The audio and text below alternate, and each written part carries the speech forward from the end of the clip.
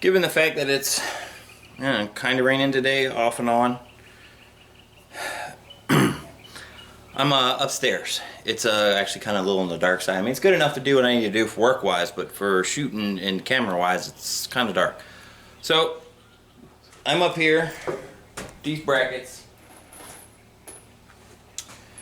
and these nails. They're 1.5 inch, like 10D nails or whatever. They're actually designed for this plate. Oh, just right in chalk. So these are actually for, it's actually a building requirement on normal buildings. I want it for the extra peace of mind. So this bracket actually attached to the roof rafters. Well, this one's gonna end up like that kind of, I guess. So, or we can put it on the other side, whichever. So it actually tells you a plate line and all that. So this is, I guess it's saying it's, but I kind of like this.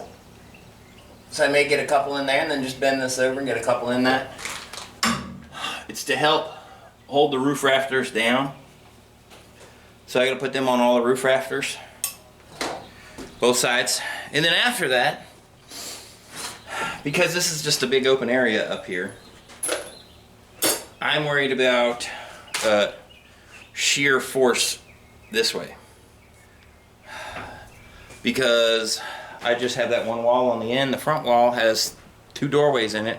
And a doorway doesn't give you a lot of shear strength going from wind blowing, in my case, east to west. So I do have a wall here in the center, but the first rendition of that wall I'm not real fond of, so we're going to end up redoing that later. So what I have here is, this is 4 foot long. It is 1.5 by 2 inches. The leftover scrap wood from putting my little retaining wall downstairs netted me some interesting scraps that were almost rendered useless. They're all pressure treated. So as you can hear, it's raining. Sounds funny, like great white noise, but anyway. So I just put them all on my table saw and kept ripping them down to 2-inch strips, and I did 4 foot. So what that's going to give me is put this here.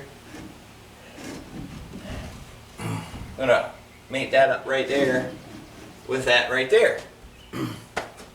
Well, since I'm left-handed, it's going to end up on this side.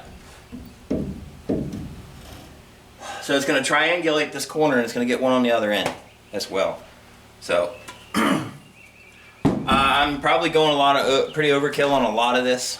I mean, I know a regular building wouldn't have this, but I want it for peace of mind. I've worked too hard for the past year to have strong winds, weird weather, just and come tear this apart. So, and the metal on the outside, the skin metal, doesn't actually give me a lot of, doesn't give you a lot of shear strength. So, I mean, it helps a lot. This building, compared to when it was just an exoskeleton to now, like, has no movement in it whatsoever. You can hear it flex when the sun hits it from the metal expanding. And you can even hear a little crackling in it, you know, from the metal when the wind does blow. But like I said, I just want as much as I can get.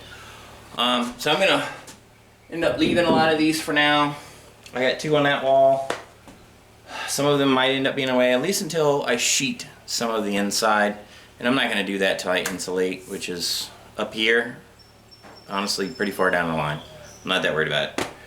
Downstairs, it's a little more sooner. So, I'm going to get to hanging these brackets. And you can see I started at that corner, and I worked my way all the way to the end. And the reason why I'm missing one of these braces right here, because the wall is here. I plan to redo this wall to where it'll like replace them anyway, so I didn't do them. And then I also started down there, worked all the way down here, and there you go. And I got all the brackets in. So, joy. my wife asked me to go to the dump, so I got to kind of stop and go load the truck up and go to the transfer station and get rid of my trash. So, I'm not sure why. She don't do shit I ask her, so just gonna go ahead and go do that. Close up the main door. What I have for brackets now, still. But hey, guess we'll get it done. And that actually, I guess, is kind of like a wrap for up here for, I guess, the building purposes. I plan to put shelves. Like, I plan to load this whole wall up, you know, 2 or 3 shelves on it. And then this wall, I actually plan to do about the same height as this header on the door, just above the door itself, and go all the way across. Reason why the top of that door is so that way the door for the office will clear as well. So we'll just do a shelf, that way we can put stuff up there and everything else. And then like hang junk here. I got a couple rolls of carpet. One's like walkway width. I'm just gonna put it right here, just to get it in here and stop as much air escaping from downstairs up here as I can, until I get it all like insulated and everything else. So. But, like I said, that's pretty much a wrap for the upstairs, as far as you guys are concerned. I gotta paint the door, but the entry door, but other than that, back downstairs. Now that I'm pretty much kind of done with my part, kinda, I guess you could say that for now. I need to fill this entire area with dirt, or bank run as it's called.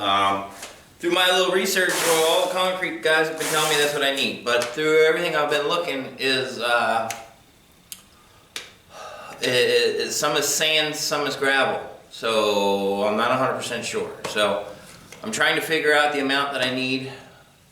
I had one of the concrete estimators that actually tell me 6 to 7 loads, dump truck loads. Now,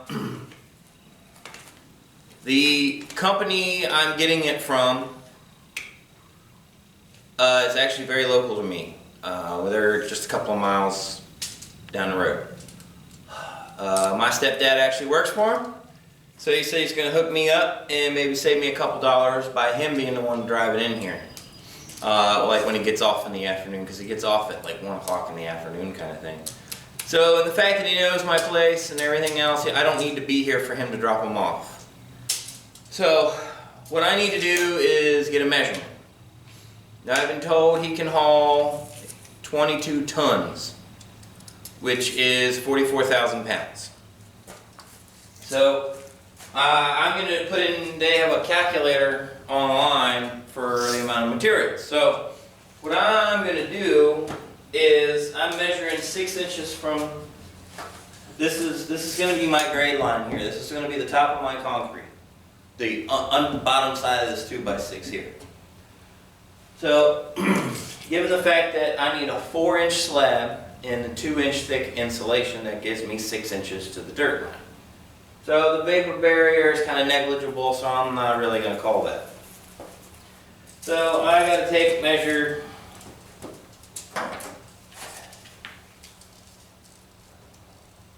6 inches there,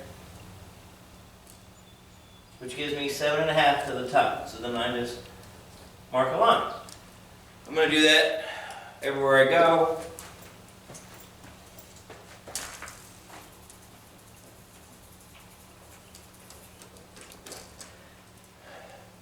Then after the line is marked, I'm going to measure it from the ground. In this case, 15.5, but I'm going to go with 16.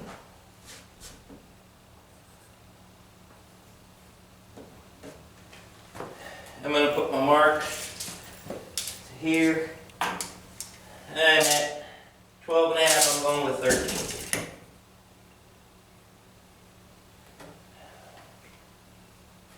So I'm going to go all the way around the garage and do that, and then I'm going to take it and add all the numbers together and average them out.